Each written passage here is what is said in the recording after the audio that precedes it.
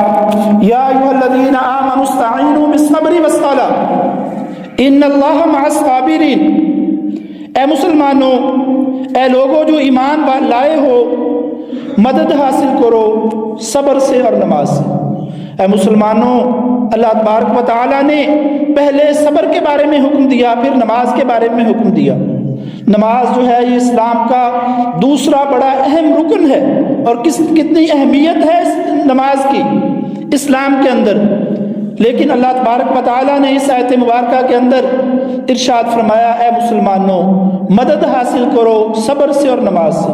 صبر کو اللہ تعالیٰ نے پہلے حکم دیا، نماز کا بعد میں حکم دیا، اور فرمایا بے شک اللہ تعالیٰ صبر کرنے والوں کے ساتھ ہے۔ اور اسی طرح اللہ تبارک و تعالیٰ نے سورہ لقمان کے اندر آپ علیہ الصلوۃ والسلام کو صبر کرنے کا حکم دیا، اور فرمایا وَاصْبِرْ عَلَىٰ مَا أَصَابَكَ إِنَّ ذَلِكَ مِنْ عَزْمِ الْأُمُورِ۔ اور جو مصیبت تمہیں پیش آئے، اے اللہ کے پیارے پیغمبر علیہ الصلوۃ والسلام، جو مصیبت تمہیں پیش آئے اسے برداشت کرو، اسے برداشت کرو، بے شک یہ بڑے ہمت کی بات ہے، یہ بڑی ہمت کی بات ہے۔ اسی طرح سورہ ہود کے اندر اللہ تبارک و تعالیٰ نے فرمایا فَاسْتَقِمْ كَمَا أُمِرْتَ، کہ اے نبی علیہ الصلوۃ والسلام ثابت قدم رہو جیسا کہ آپ کو حکم دیا گیا ہے۔